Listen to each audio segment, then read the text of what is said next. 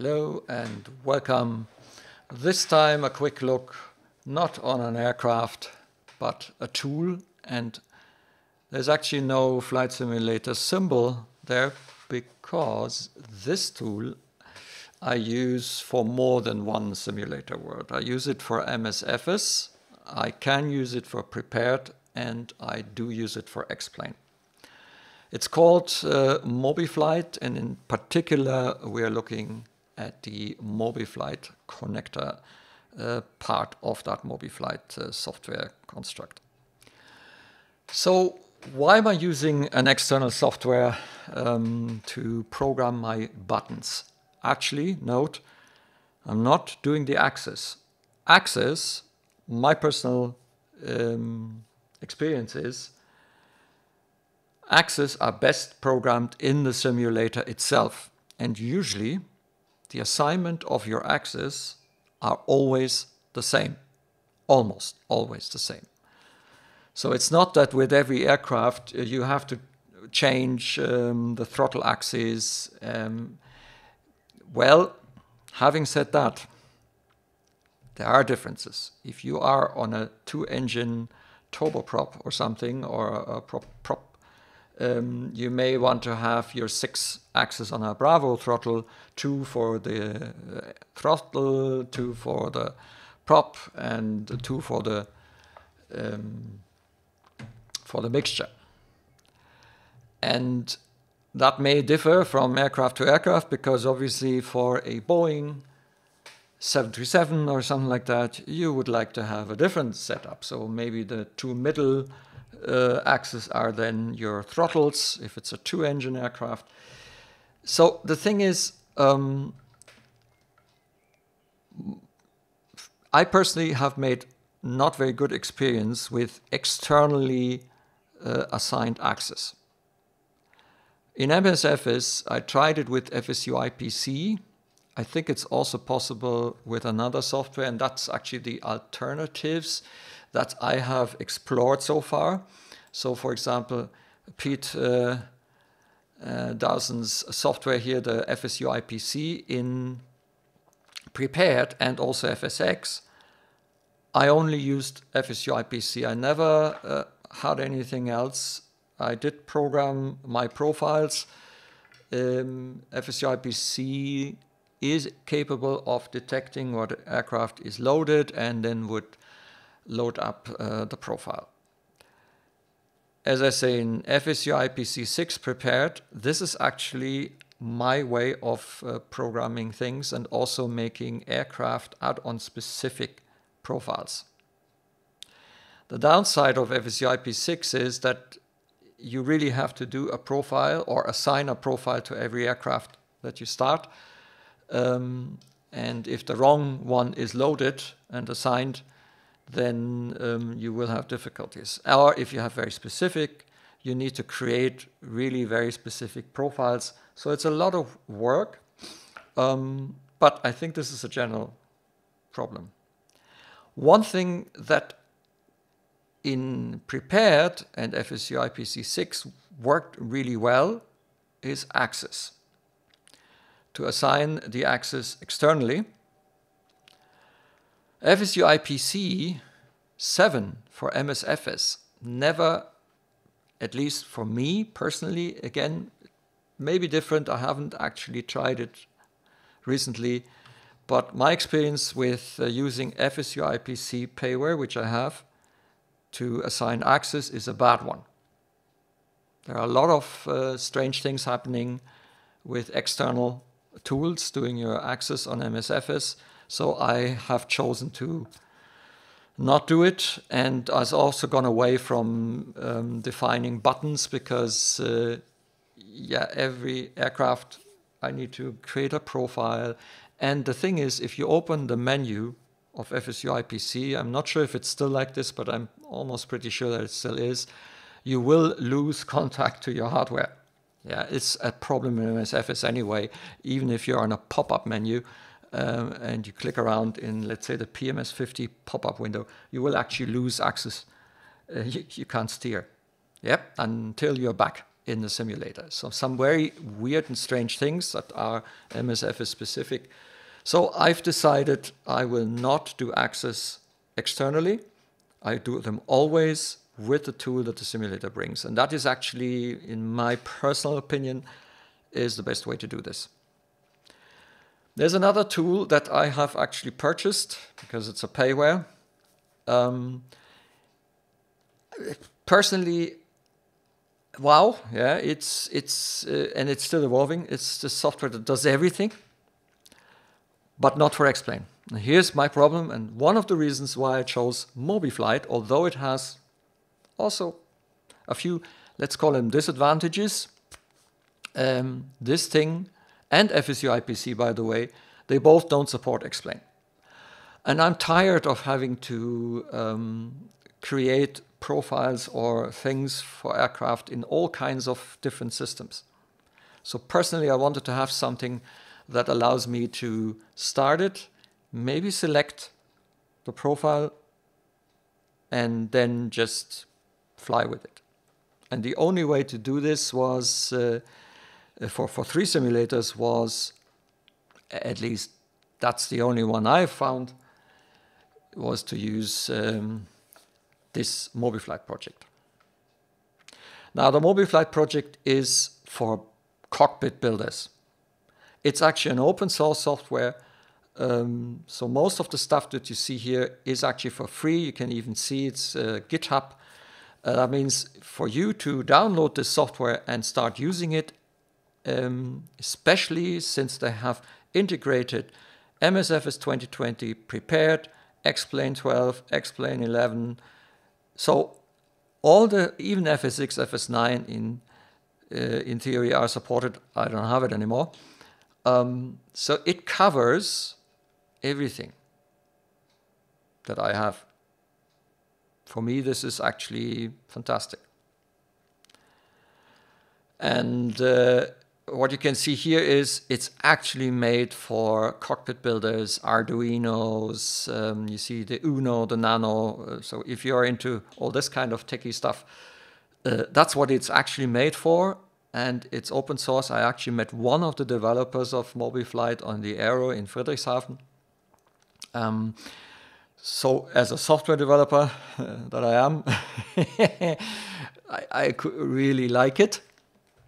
And that's why this was one of my, or was it my first choice when I realized that it supports all simulators. I gave it a go.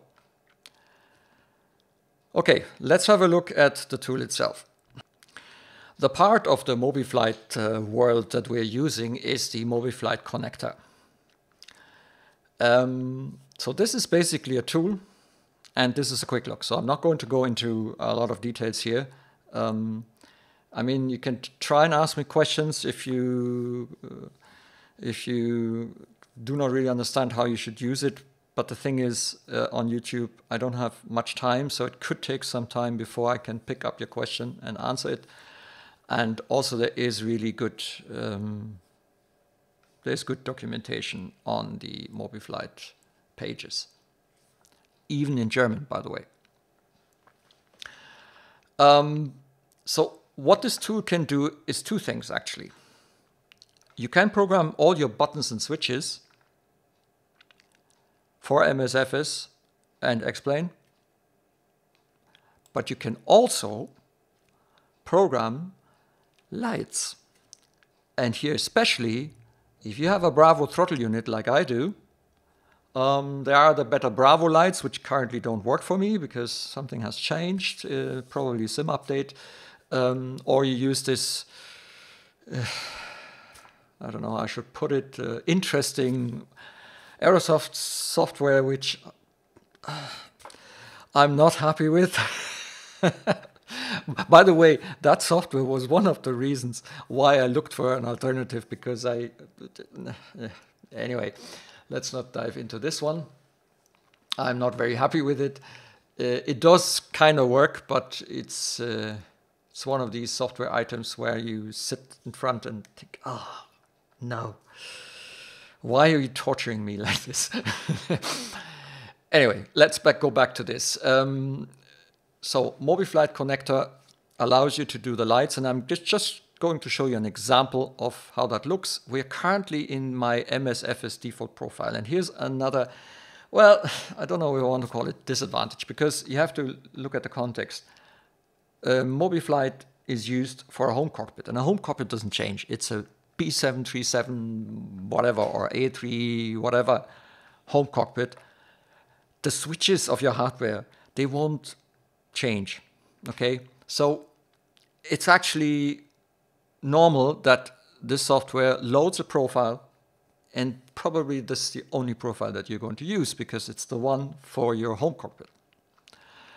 And that's one of the little disadvantages of MobiFlight. It cannot detect what simulator you're in, and it can definitely not detect what aircraft you're using. And that might actually disqualify it for many of you. But for me it didn't, because, for two reasons. First, I did, in X-Plane, I started some time ago, a long time ago, I started to write some Fly with Lua script. I'm a developer, obviously. I can do this, so I wrote myself a Fly with Lua script that kind of maps aircraft-specific my button events with standard events, so that I can use it in software, like I write a kind of a virtual copilot, or I can use it to program one X-Plane hardware profile. X-Plane is, by the way, very good when it comes to programming hardware buttons and access. So for X-Plane on its own, I would have never switched to something like MobiFlight. I was reasonably happy, but the only thing that I didn't like was that when I have some special airplane, such as the Zibo, I had to go and create a second profile. When I made a change on my main profile, I had to make sure that this change actually propagates to all the other aircraft-specific profiles. And that's why I wrote the software. And whenever I have an aircraft that is not default, that doesn't follow the default, I create a little something that maps my events. That's how I was actually able to start using MobiFlight, because otherwise I would have the same problem in MobiFlight that I have in X-Plane itself, for example, or in MSFS, and that is I need to create profiles for every aircraft. In MSFS, how should I put it again? The developers really meant it well for us and created an, in my personal view, okay, an overboarding way of doing programming. Having individual profiles not for aircraft, but for your hardware.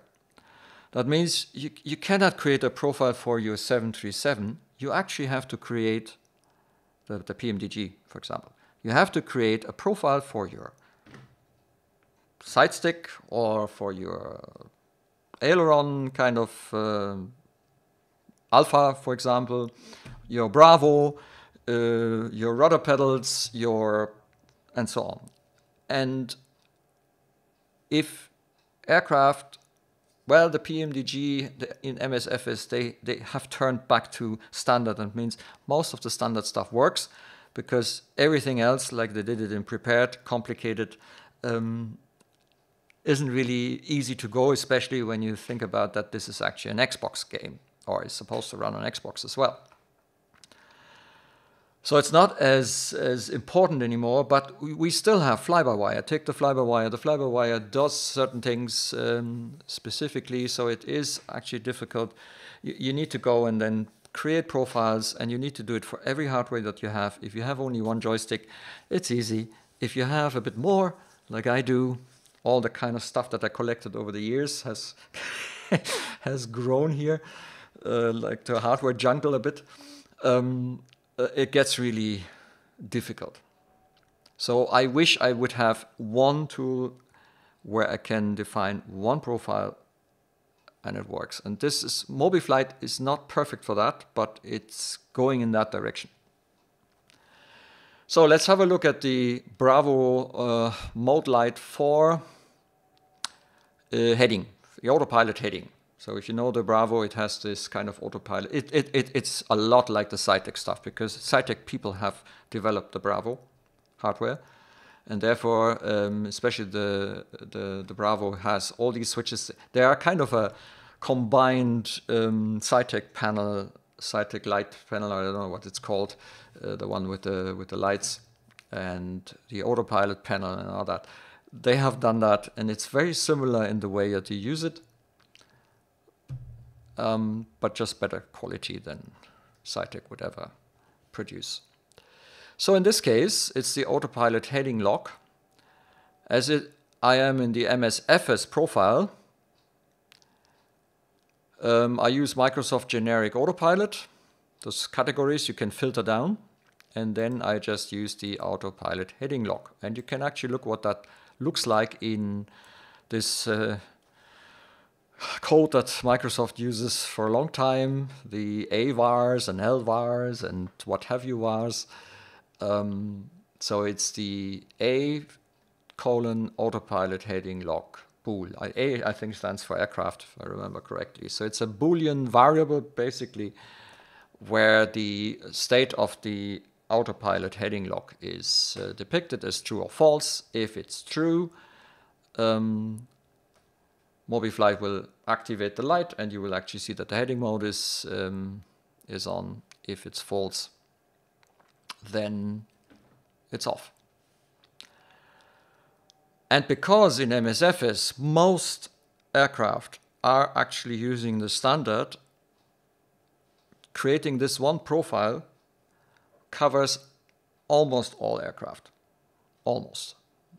And even aircraft like the fly-by-wire, to a certain degree, like for example some of the autopilot stuff will work. Other stuff will not work because it's very specific. It's very more complex in the way that in an Airbus, for example, that you need to do things. So it might not work. So you need special events, but no problem, by the way, because and now let's go to the other side, and that is the switches. Let's take one of those switches that I haven't assigned yet. So up here you have what module? That's the hardware. So it's Bravo, throttle quadrant, joystick. So it detects actually all your connected hardware. And then it shows you all the switches.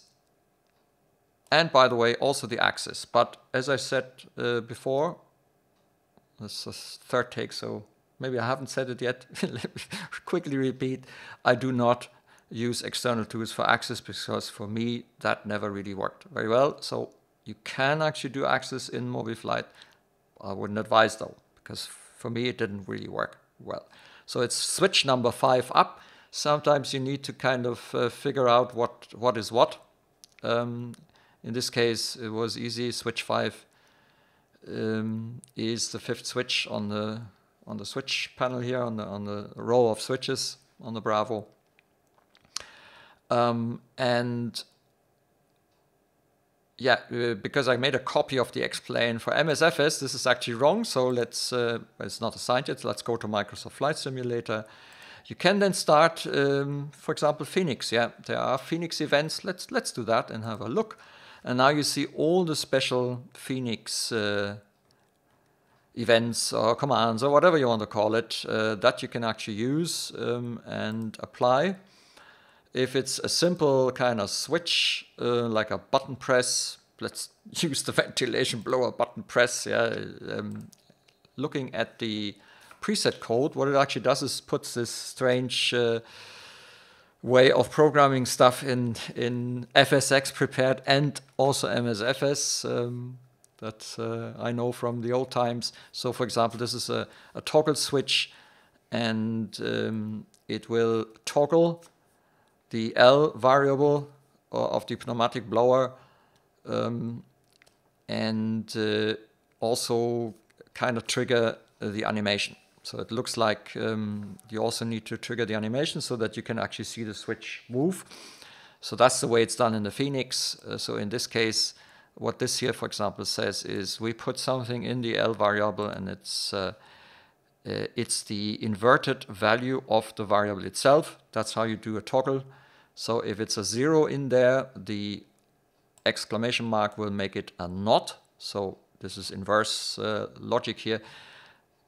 So we take the L variable, we revert it. So if it's a 1, it gets a 0. If it's a 0, it gets a 1. And we write it into the pneumatic blower. And then after that, we take the value 1 and we push it into the animation variable. So the end is that the mode of the blower is either on or off, depending on what it was before. And we also trigger the animation sequence so that you can actually see that switch moving.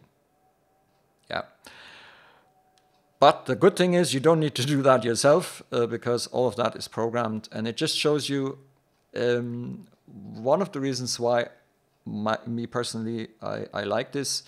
And you can program yourself all the buttons of all your hardware. So I have Alpha, although I don't use it that often. It takes a lot of space on my table here. And I've actually got used to now using with a normal joystick, a side stick. But yeah, I can even have the Alpha in here. If it's not detected, the events will not fire. And the good thing is I have it all in one single profile. For some reason I've got it double here. I think I need to have a look at my profile again. There's something wrong. And it works. As soon as the simulator starts, either X-Plane or MSFS, you can press the run button, or it can detect that it has connected to a simulator and then will automatically start up. Is this the perfect way? Probably not. It's my way. I like the tool. If you're a little bit experienced with kind of doing programming and defining some logic, you can actually create more complex behavior. I've just shown you before. So for me, it's a good tool. For you, it might not be. And if you have only one simulator, most likely this is overkill, so you probably won't need it. But I wanted to show it to you. I wanted to also show you how I do things. Yeah, I hope that at least for some of you, this was something useful. I'm going to look at FSUI PC and Axis and OS as well. But yeah, I started with the tool that I'm actually using at the moment.